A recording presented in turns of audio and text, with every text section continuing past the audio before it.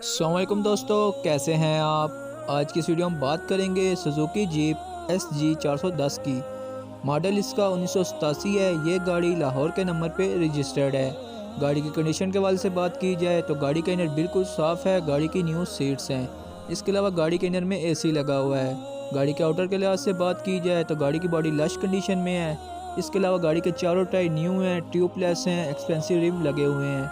गाड़ी के इंजन और बैटरी के वाले से बताया जाए तो गाड़ी का इंजन 1000 सीसी इंजन है इसका। इसके अलावा 4x4 वर्किंग है। गाड़ी की बैटरी 100% परफेक्ट है। इसके अलावा गाड़ी के तमाम डॉक्यूमेंट्स कंप्लीट हैं, लाइफ टाइम टोकन है। अब बात की जाए गाड़ी के प्राइस के वाले से, जो डिमांड की गई है वो 8,50,000 रुपये है। अगर आप इस गाड़ी को लेना चाहते हैं तो डिस्क्रिप्शन में कॉन्टैक्ट नंबर प्रोवाइड कर दिया गया है, जहाँ आप कॉल करके इसके बारे में मज़ीद मालूमात ले सकते हैं। अगर वीडियो अच्छी लगी हो तो वीडियो को लाइक कर दें और अभी तक हमारा चैनल सब्सक्राइब नहीं किया तो सब्सक्राइब कर लें।